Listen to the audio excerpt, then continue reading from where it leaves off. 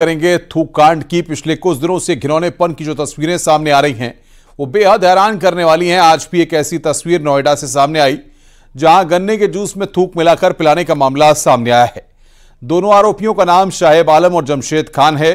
कल ऐसा ही एक मामला लखनऊ से भी सामने आया था जहां एक सैलून वाला जैद थूक लगाकर ग्राहक का मसाज कर रहा था।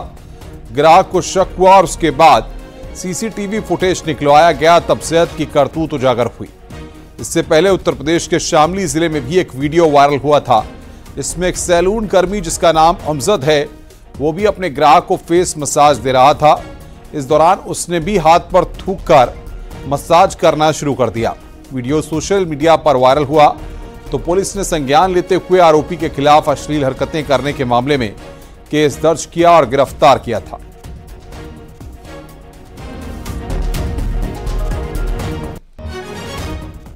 नोएडा में गन्ने के जूस में थूक मिलाकर पिलाने के आरोप में पुलिस ने 2 लोगों को गिरफ्तार किया है। पीड़ित की शिकायत पर पुलिस ने केस दर्ज करते हुए शाहेब आलम और जमशेद खान को गिरफ्तार किया है। दोनों आरोपी मूल रूप से बहराइच के रहने वाले हैं और नोएडा में रहकर गन्ने के जूस का ठेला लगाते हैं। बताया जा रहा है कि वो सेक्टर 121 क्लियो काउंटी सोसाइटी के बाहर दंपत्ति को थूक डालकर जूस पिला रहे थे। आरोप के मुताबिक जब उन्होंने इसका विरोध किया तो जूस दुकानदार ने उनसे बदसलूकी की।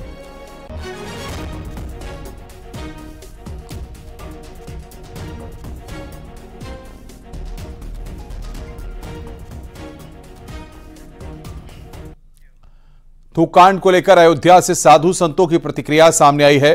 अयोध्या के संतों ने नाराजगी जाहिर की है। ऐसे लोगों के खिलाफ सख्त कार्रवाई की मांग की गई है। संतों ने ऐसे लोगों का बहिष्कार करने की भी बात कही है।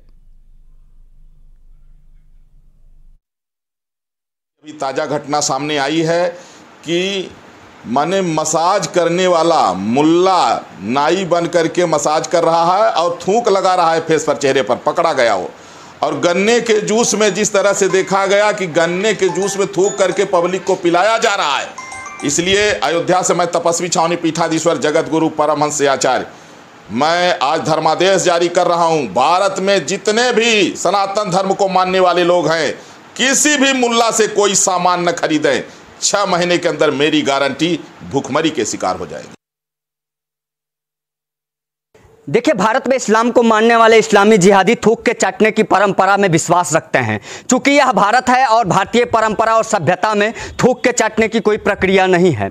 मैं पूरे देश से अपील करता हूं, पूरे देश के सनातनियों और भारतीयों, अपने हिंदू भाई साथियों से निवेदन करता हूं कि ऐसे जिहादियों के यहाँ, वह फिर चाहे कोई नाई का दुकान हो, वह फिर कोई उद्योग का दुकान हो, वह कोई व्यवसाय का दुकान हो, इनका पूर्ण रूप से बहिष्कार करें। थूक कांड के खिलाफ कानपुर में भी नाराजगी देखने को मिल रही है। ऐसे लोगों के खिलाफ सख्त कार्रवाई करने की मांग की जा रही है। लगातार सामने आ रही घटनाओं को लेकर लोगों में आक्रोश देखने को मिल रहा है।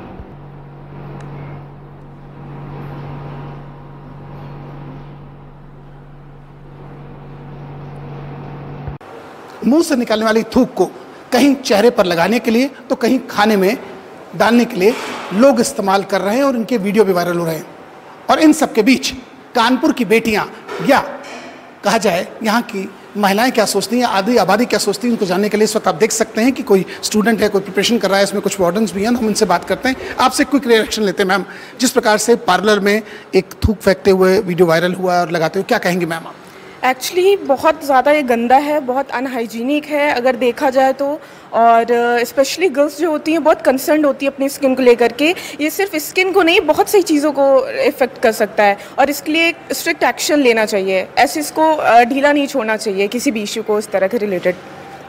क्या कहेंगे मैम आप? ऐसे लोगों पे तो कार्रवाई होनी चाहिए क्योंकि ये तो सब बहुत अनहाइजीनिक है। हम लोग ट्रस्ट करके जाते हैं वहाँ पे उनके पास और वो ऐसा कर रहे हैं तो ये तो सही है। चलिए मैम, आपसे अगर जो खाने गन्ने की दुकान में देखा थूक के या रोटी में पिछले दिनों था, क्या कहेंगे मैम? सर, हम बहुत कंसर्न होते हैं अपने फूड को लेके, स्पेशली कि वो हमारे सारी प्रोटीन्स और वो सब इन्वॉल्व हो हमारी डाइट में। लेकिन अगर ऐसी चीज़ें होंगी तो इसकी हमारी हेल्थ के लिए बहुत ज़्यादा इशू करेगा। ये अनहाइजीनिक तो है ही। हम लोग अगर अपने घर में इतना साफ़ सफाई का ध्यान रखते हैं तो हम लोग ये दूसरों से भी एक्सपेक्ट करते हैं कि हम लोग अगर किसी पे भरोसा कर रहे हैं तो भी हम लोग की साफ़ सुथराई आप देख सकते हैं ये बेटियां हैं, ये वो महिलाएं या लड़कियां हैं जो पार्लर भी जाती हैं, बाहर खाना भी खाती हैं। इनका कहना है ये जीवन से खिलवाड़ करते हैं, लोगों के साथ विश्वासघात करते हैं और ऐसे लोगों के खिलाफ सख्त से सख्त कार्रवाई होनी चाहिए। विजिलेंस आशीष पांडे के साथ अमित गंजू, न्यूज़ 18 कानपुर। मेरठ में गंगा में डूबने से 2 युवकों की मौत हो गई। गंगा दशहरा पर गंगा में स्नान करने के लिए कुछ युवक अपने गांव से परीक्षितगढ़ के खरखाली घाट पर पहुंचे थे, जहां पर उन्होंने स्नान किया, लेकिन अचानक गोलू और मोंटी नाम के 2 युवक गंग नहर में समा गए। इसके बाद हड़कंप मच गया। आनन फानन में गोताखोरों ने उन्हें ढूंढने का प्रयास किया, लेकिन घंटों की मशक्कत के बाद उनके शव गंगा से बाहर निकाले जा सके।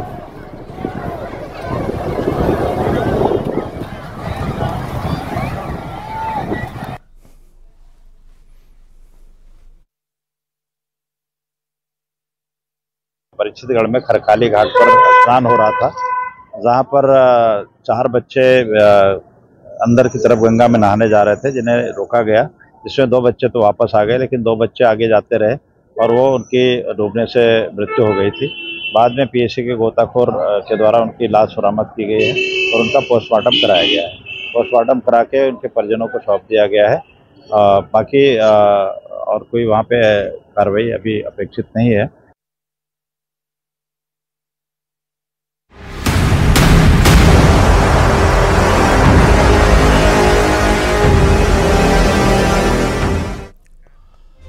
पश्चिम बंगाल के दार्जिलिंग में ट्रेन हादसे में अब तक 8 लोगों की मौत की खबर है। हादसे में 5 यात्री और 3 रेलवे कर्मचारियों की मौत हुई है, जबकि 60 से ज्यादा लोग घायल बताए जा रहे हैं। हादसे के बाद 5 ट्रेनों को कैंसिल किया गया है, तो वहीं 8 ट्रेनों को रूट डायवर्ट कर दिए गए हैं। कंचनजंगा एक्सप्रेस को मालगाड़ी ने टक्कर मारी है, तो 60 से ज्यादा लोगों के घायल होने की यहां पर खबर है। रूट को खाली कराने का प्रयास यहां पर लगातार जारी है। 5 ट्रेनों को फिलहाल कैंसिल किया गया है।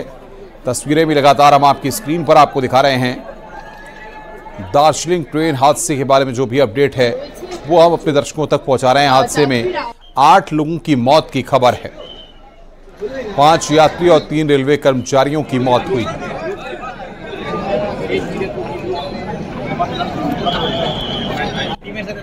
दार्जिलिंग रेल हादसे में मदद का ऐलान हुआ है। मृतकों के परिजनों को 10-10 लाख की मदद का ऐलान किया गया है। गंभीर घायलों को 2.5 लाख रुपए मिलेंगे, अन्य घायलों को 50,000 रुपए मिलेंगे। रेल मंत्री ने ट्वीट कर इस बात की जानकारी दी है। तो गंभीर रूप से घायलों को 2.5 लाख रुपए की मदद का ऐलान किया गया है।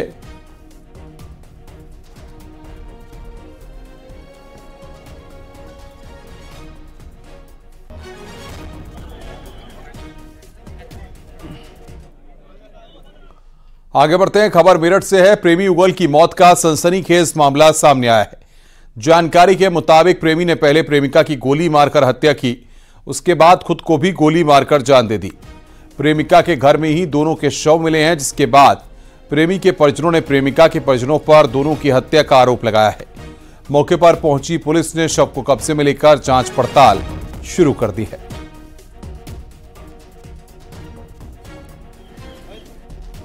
शव को पोस्टमार्टम के लिए भेजा गया है। मौके से जो तमंचा और कारतूस मिले थे उसको बरामद किया गया है और दोनों में युवक और युवती में गांव में प्रेम प्रसंग होने की चर्चा है।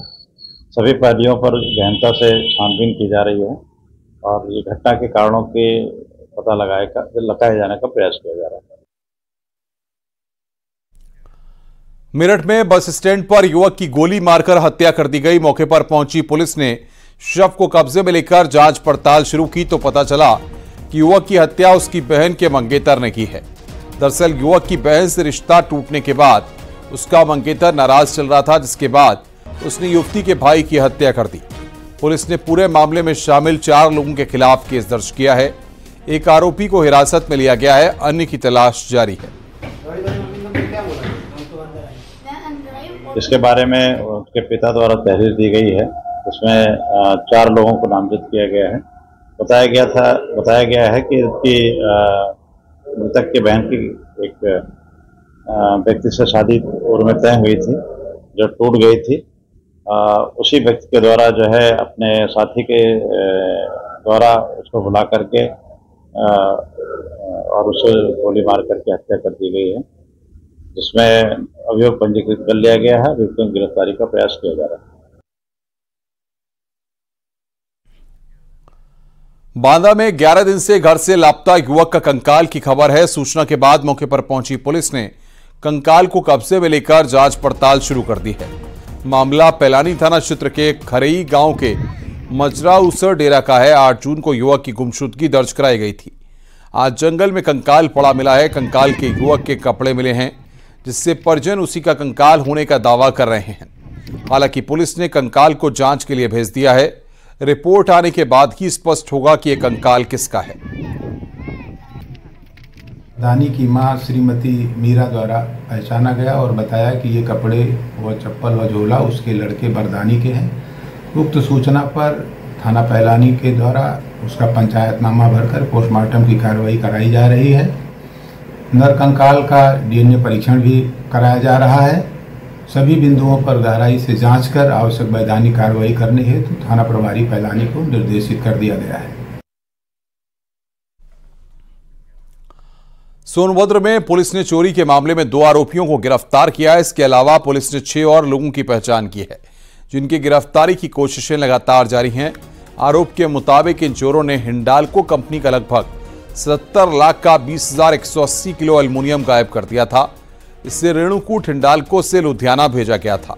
इस घटना के तार राजधानी दिल्ली, गाजियाबाद, गौतम बुद्ध नगर, झारखंड से जुड़े पाए गए हैं।